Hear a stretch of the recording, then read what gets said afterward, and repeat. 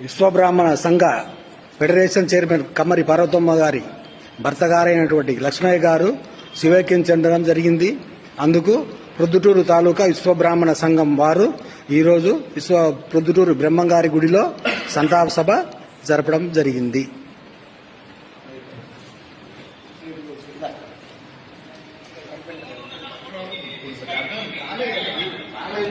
ఆయన ఆత్మకు శాంతి చేకూరాలని పొద్దుటూరు విశ్వబ్రాహ్మణ సంఘం వారు మౌనం పాటించారు.